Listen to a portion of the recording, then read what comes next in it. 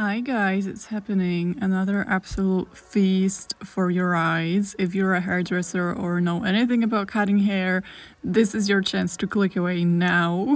Anyway, it's been a long while since I cut my hair. I cut my bangs around February this year, and here's a reel I made about it that I never posted because I forgot about it and then I cringed. Anyway, bangs were nice, but they often gave me this 70s look that I wasn't going for, so it just wasn't ideal. Especially when I didn't curl my hair, it just looked kind of weird and low-key like a mullet, which I know is a hype hairstyle right now, but in my brain it's still weird 1980s wrestling macho man, so double no. But I didn't really have any idea what to do about it. Plus I had some Victorian themed events coming up, so I decided to keep the hair long and not cut it so it's easier to create some Victorian hairstyles. Around June the bangs were long enough for me to put them up in a little poof, which was a nice look. But the hair was already so long it took ages to set, not to mention it took ages to dry as well. So I would undo the curlers over 12 hours after I set the hair and it would still be damp. It would also lose the curl pretty fast, like on the second day I could put it in a hairnet and it would look more or less okay, but by the third day it was all gone. And I remember that back when my hair was shorter, the slight curl would stay until like day 4 or day 5 when I eventually had to just wash my hair. Here's a pic from a particularly good hair day when I think my hair just showed some natural wave because I let it dry naturally, but it was also slightly 60s, so didn't look on point with the rest of my outfit.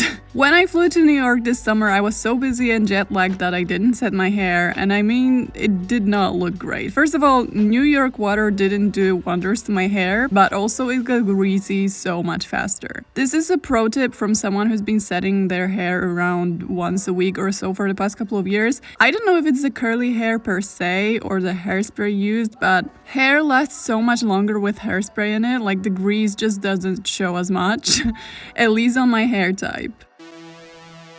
Bonjour, c'est moi! This video is sponsored by Babbel. Babbel is a language learning app that I have talked about before, but that was a while ago, so let me refresh it for you. Unlike some of the language learning apps that I have used, Babbel focuses on vocabulary that you would actually use in real life. But the app is not just about talking. There's of course grammar, there is listening, there is short podcasts, there is games, there is videos, all in one app. So if you have an attention span of a squirrel, this variety should help a little. Babbel even offers live tutoring classes where you can join an online class for that extra classroom experience. Each Babbel lesson is created by over 150 language experts, so it's not like some robot is doing that for them. And each lesson is about 10 minutes long, so you can easily squeeze it in your busy schedule. And if you're wondering, okay, but which languages can I choose from? The answer is you can choose from up to 14 different languages, including like English, French, German, Russian,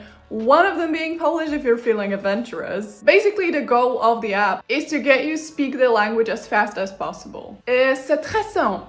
Oh, look at me, I speak French. And of course, as always, I have a special deal for you, which is up to 60% off for 6 months, up to 60% off for 12 months, and up to 60% off for lifetime Babbel access if you use the link in the description. And this offer is only available through November, so go and do that. Au revoir! Around July, it was already so long I just curled the front of my hair and did this flat 1930s hairstyle, which was surprisingly nice for summer as it kept hair off my back. And for a while, I also did the braided hairstyle that I used to do last summer. On the rare occasions when I felt like it, I curled my hair and it actually looked great. Like I did this poof hairstyle that honestly looked okay. But let's face it, some time has passed and not only were my ends split, but also my hair was so long, it wasn't holding the curl longer than a couple of hours.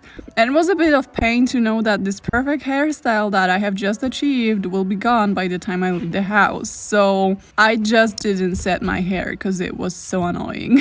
All I'm saying is when you have a perfect 40s outfit and then your hair is in this like flat modern shape, it kind of takes away from the outfit for me personally. Like I don't care if other people do it, but it just feels like I'm wasting a nice outfit on hair that is not nice. So the decision to chop it all off was almost made, but I kept having events where I needed my long hair, like meeting my friends for an Edwardian style outing or filming Miss Tatternickles. So I promised myself I will cut it after the last of my life events that require me to have long hair, and so I did. Yo, I look like Lucas Cranach. So the decision was made. The question was, what style will I go for? I couldn't really decide, so I thought, maybe I should ask my Instagram followers for some advice. And let me tell you, as much as I love every single one of you, that was hella confusing. Like, some said I shouldn't be cutting it at all, some almost cried, some said I should go for a buzz cut. But most of all, I found it interesting how invested people were in something so trivial, like something that certainly didn't affect their lives, and something that vaguely affected mine. And that thought got me in a rebellious mood, and I thought, you know what, now I'm going to cut it like really short.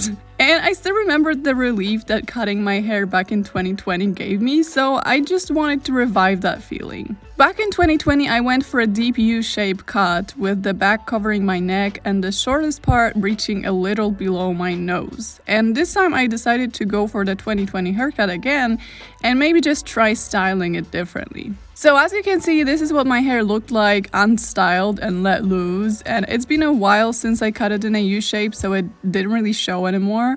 The longest strands reached to the bottom of my shoulder blades. It was kind of flat, and most of the time I wore it with the front hair pulled up off the sides like this, which gave off 80s teacher vibes. Here is the remains of my bangs, which were at this point reaching a little below my chin, and that was pretty much it. So I washed my hair because I always cut it wet, and I accidentally discovered how a brow lift surgery works. My name is Bella Hadid. So if you're wondering why all celebs look like that now, they do the same thing but like with knives. Anyway, I brushed my hair and then I was trying to find a middle part. Now, similarly to my 2020 haircut, I decided to cut it in a symmetrical U-shape and then flip some hair on the side when I just feel like it. And then I just went straight for the cut because honestly, I feel like we treat haircuts super dramatically when at the end of the day, it's not like we're cutting limbs or something. And I mean, I already made a decision and I knew I'm cutting it short, so delaying it would change nothing. And I know it depends on people's personal relationship with hair, but for me, it's something that's supposed to be fun and not something that you dread changing. So anyway, after each strand of hair, I sort of trimmed the ends holding my scissors vertically. The reason I do it is so the ends are not too heavy, because when they are, the curls don't last too long.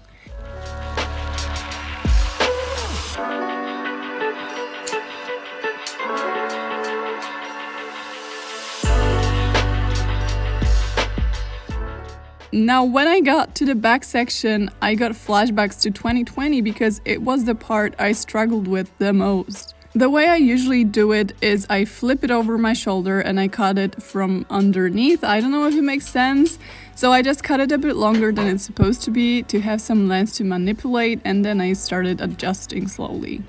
I'm gonna be honest with you, I just don't get how the next section works. So it's not great, but at the end of the day, nobody's gonna know.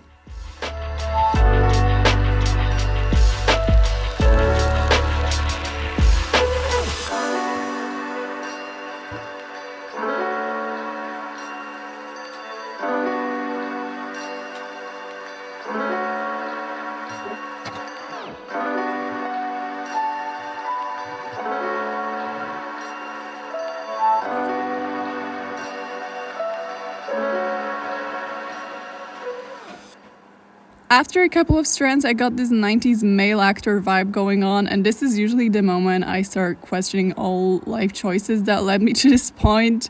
But I kept going. Then I went on to the other side, and again, I cut it a little longer than it's supposed to be, and then I trimmed it to the right length. Now, at this point when editing, I noticed that I'm making this funny focus face when I'm cutting the hair, so pay it no mind. I was just really trying to get it right, okay? I kept comparing the strands on the side of my head to make sure they're more or less even, and then I just did the back the same way I did on the other side.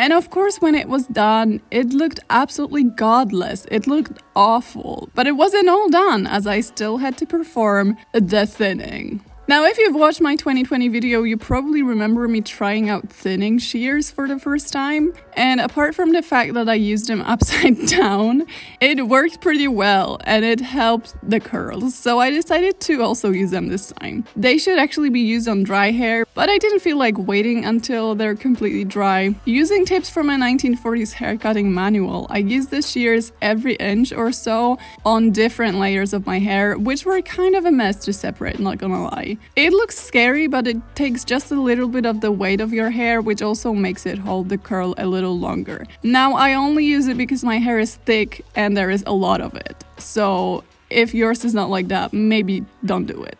So then I was mostly done, and guess what? It looked atrocious, just as I thought it would. Now, I wasn't planning on wearing it unstyled, but just in case I wanted to, I would look something like this. Or this. So needless to say, I'd rather wear a clown wig, because the result will be more or less the same.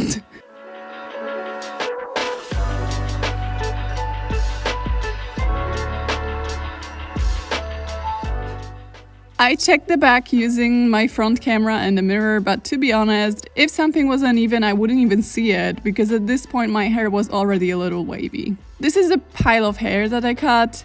Anyway, so I quickly blow dried my hair, which I usually don't do, and then I brushed it, and it sort of looked 80s, 90s, but not cool 80s, 90s, like the 80s, 90s hair that middle-aged women wore. And then I discovered the side part does instant Princess Diana. Anyway, I went back to the middle part, set my hair in rollers, tied a headscarf on top, and then went about my day. My dad got us tickets to a classical concert that night, so my hair only had about 7 hours to dry out. It usually needs 12 hours minimum, so I was curious if it will dry at all. But it actually did, and the curls were tight. Like, not tight as in, yo, those curls are tight, but like they were just really tight. And to be honest, it was actually a look even without brushing out, but I went in for a brush out, and the first brush out after a new cut is always a struggle, because you kind of have to learn what your hair does and what you have to do to control it. Like, sometimes you just sort of follow what it does during that day.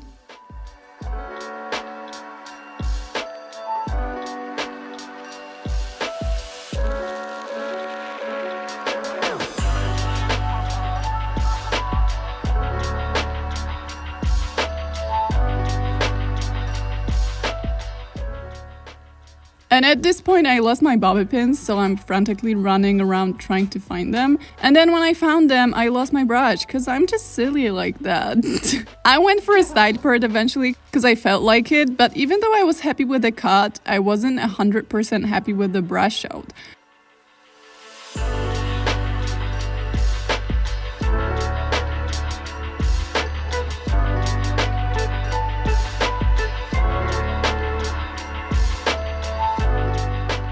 So after the concert, I tried going for a middle part instead, and I felt like that was a cute look too, and it felt more exciting because it wasn't something I've done before.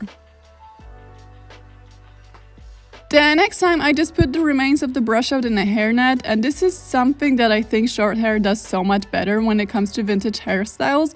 Like, it keeps looking vintage for days after you set it, whereas with long hair, it usually only looks vintage when it's curled, and then the next day it ends up looking floppy.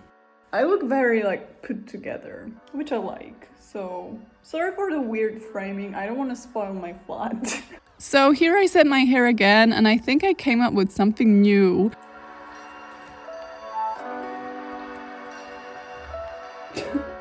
First of all, how gorgeous was this wave? Sadly, there was no wave on the other side, so I just ignored it. But sometimes when you do a set, little surprises like that happen, and you just follow it and modify your hair to show it off. So at first I combed my hair back and pinned it in place, and then I put hairnet on top because it was kind of chaotic and it looked okay.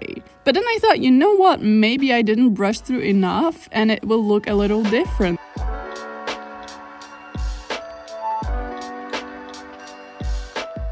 So I went for this cute 30s, 50s look, and I was actually digging it much more. Damn, I look fine as hell. I look like I'm about to host The greatest party of 1932. Or like 6. So lesson learned, a shortcut like this is very versatile, and sometimes all it takes is moving or pinning a single curl to change the whole look. But also what I thought to myself at some point, when I wasn't really feeling the hairstyle, I was like, why is there this pressure that every haircut you have should be better than what you had before? Like, contrary to what Fleabag said, hair is not everything. And it's completely fine to experiment with it, even if it doesn't work out. Because guess what? This was my hair last November, and this was my hair this November. Like, time flies. Time flies and nobody cares. So if you feel like cutting your hair, go for it. And if you don't go for it. I'll leave you with that. Bye.